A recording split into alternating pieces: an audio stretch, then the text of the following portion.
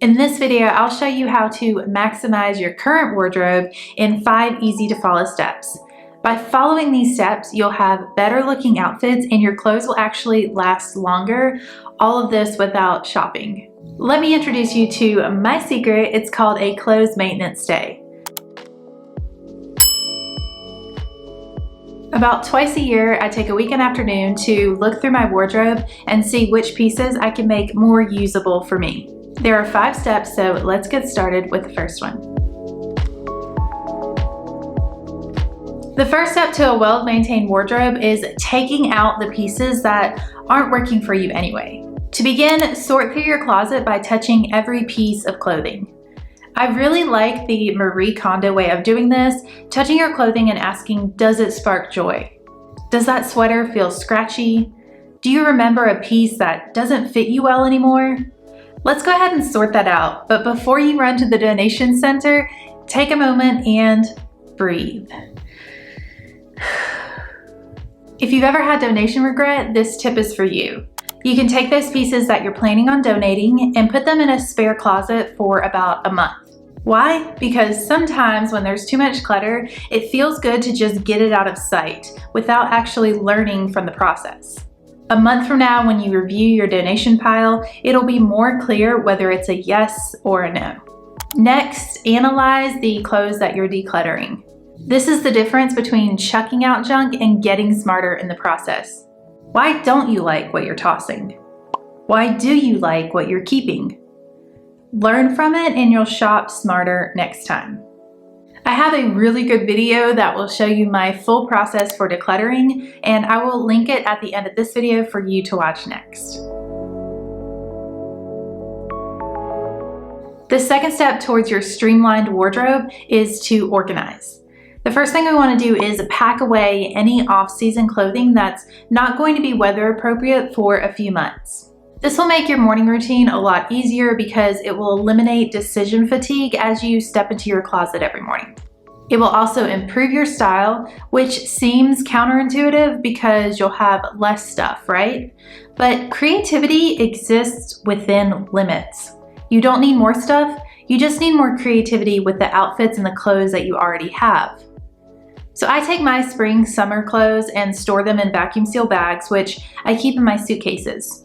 For the few delicate items, I hang them in a spare closet so they aren't damaged by the pressure. I've practiced this method for over a decade now, and the clothes survive just fine in their little hibernation session. The next thing you can do to organize your wardrobe a little bit better is to place your most used accessories within eyesight or arm's reach, which means placing your least used accessories out of sight. During winter, I keep my summer handbags in my backpack. Out of sight, out of mind. And since I don't wear my headbands that often, I tuck them into a dresser drawer. But for the pieces I wear the most, like my fall and winter handbags and my hats, I keep them on display and within arm's reach. And that not only is there for aesthetics, it's actually very functional as well. Between decluttering and organizing your closet, you're already in a much better place to make getting dressed a breeze. And we still have 3 steps to go. How many times have you walked into your closet in the morning, swiped through your hung clothing, noticed a sweater that needs depilling, and just kept swiping to find one that's ready to wear in the moment? Yeah, me too. And then weeks or months go by and you keep repeating that process over and over and over again. Now, imagine what it would feel like to open up your closet in the morning and have every piece available ready to wear for you. That's what we're going to do now. The first thing I like to do after bringing my fall and winter wardrobe out of hibernation is to de-lint and de-pill my sweaters. You might not notice the lint and pills while you're getting dressed, but when you look in the bathroom mirror at work or you see a photo of yourself in the outfit, you're going to notice it. So let's go ahead and take care of that.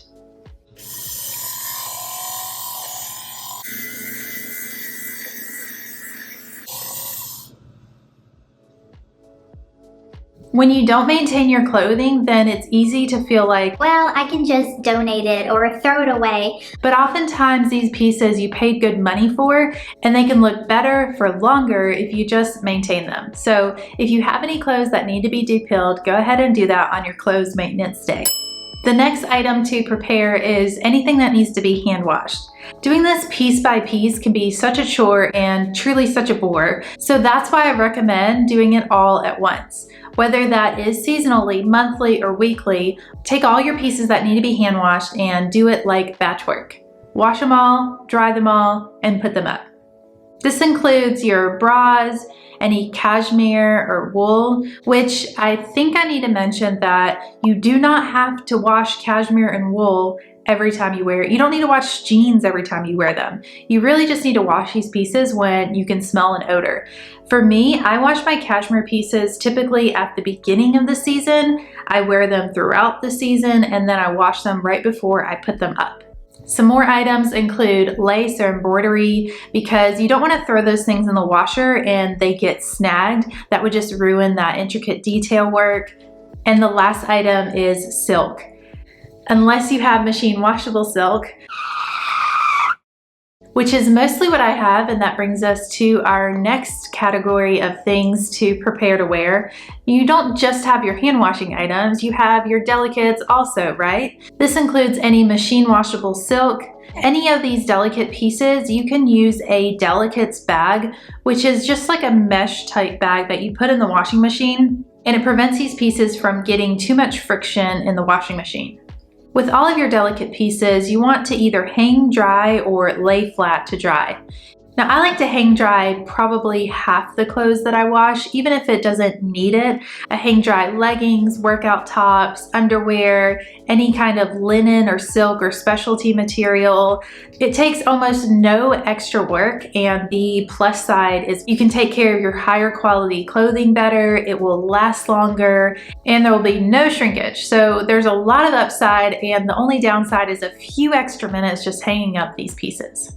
But when you hang pieces to dry, you will have some wrinkles. So if it's linen or silk or even these knits, you might have to take some wrinkles out through steaming.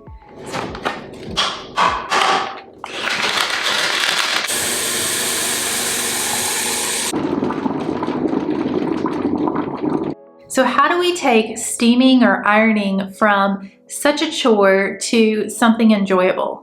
I like to batch work this as well, do it all at once, make sure my entire wardrobe is ready to go.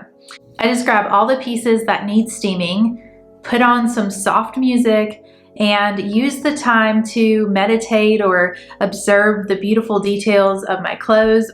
Whether something is a chore or a pleasure oftentimes depends on our mindset with it. And if you're going to buy nice quality clothes and take care of them anyway, you might as well make it a pleasure. Speaking of quality, if you have real leather boots, here's something you can do to make them really shine and pop just like when you first bought them. Use leather conditioner to hydrate and protect the leather. After polishing my boots, they look like the first time I unboxed them, and they're ready to wear all throughout the cooler seasons. One last cleaning step that I think will help to maximize your wardrobe is to make sure your accessories are all clean and ready to go. So this includes looking at your handbags. Are there any scuffs that you can take off? Do you need to clean out the inside of the handbag? Any kind of like dust or old receipts or lipstick stains can be removed. So take the time to care for these items, and it'll be like having new pieces without shopping. Now, I don't want you to be intimidated by the idea of sewing something if that's not your forte, but these last couple of steps to me are so fun. Maybe it's just because I'm on my computer for many hours throughout the week, but anytime I can do something tangible with my hands, any type of arts and crafts or gardening or cooking, that to me is such a reprieve from my computer, and it's so much more enjoyable. I have 3 sewing projects that I took on recently that I want to show you. The first one is a $2 solution. If your jeans are too loose or even if they're too tight, you can adjust the waistband button. If you watched last week's video about jeans, then you know that if you have curvy dimensions, meaning your waist proportion is smaller than normal for your hip proportion, then you probably have to buy your jeans a little bit higher so that they fit on your hips. But sometimes that makes the waist too big. So with this solution, all you have to do is buy these $2.52 button replacements and put the waistband button exactly where you want it. This has been such a lifesaver for me as a curvy woman because instead of having hips too tight or waistband too big, I have perfectly fitting jeans and it didn't even cost a trip to the tailor. The second solution is if your belt is too loose. You can buy this little contraption on Amazon and add belt holes to your belt. This has saved so many of my belts from the donation pile because in the last decade, I've gone from low-rise pants to mid-rise to high and now extra high-rise, which means that the belt needs to be much tighter. I still have belts that are several years old and I can wear them at my natural waist, which is going to be more flattering, and it's all thanks to this little tool. The last little tailoring project I want to show you is how I fixed my jumpsuit. I only recently learned how to use a sewing machine and I don't own one, so I typically tackle all of my tailoring projects by hand or by taking it to a tailor if it's just going to cost me too much time. When I first saw this jumpsuit online, I just adored it and had to have it. I was so enamored with the print that I didn't even think through how is this going to look on me. So instead of realizing this is a very tall and thin model, I just thought it was going to be as amazing on me right from the get-go. Boy, was I wrong. Now, maybe you can relate. What pieces in your wardrobe need just a slight bit of tailoring to flatter your body more? Think about the cost. It might be 10 minutes of your time if you know how to sew, or $5 to $10 at the tailor. Is that worth it to redeem what you already paid for the piece? The answer is generally yes, but you have to decide if this is really a piece you want to salvage. I'm so glad I was able to salvage this jumpsuit because it works better now for my shorter, curvier frame, and I still absolutely love the pattern. The fifth and final step to making sure your wardrobe is maximized and ready to work for you is to customize pieces to make them reveal more of your personality. Now, this first one is like a $1 solution. Hats are already a statement, but you can express even more personality with a customized hat band. I went to the local craft store and bought several different ribbons for about $1 a piece, and now I have a customized one-of-one hat band. Of course, you can order them too. It's just a very affordable way to add personality to a look and change up the look of a hat. Another thing you can update that's really affordable is the strap on your handbag. So with this handbag, I noticed I stopped wearing it because it looked a bit dated, but I came across an inspo outfit on Pinterest that showed a similar bag with a sportier strap and it looked fresh.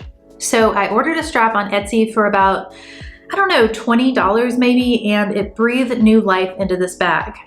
I can still wear the chic strap for some outfits, but I like the versatility of the sporty strap too. You might remember in a previous video when I suggested that after you watch a video, ask yourself, what's the takeaway? Here's what I want you to do with this info. Schedule an afternoon or an evening to go through your wardrobe and decide what pieces need a little bit more TLC so that they work better for me. And if you need more help with decluttering your closet, then watch this video now. I'll see you next week with a brand new video, but until then, take care.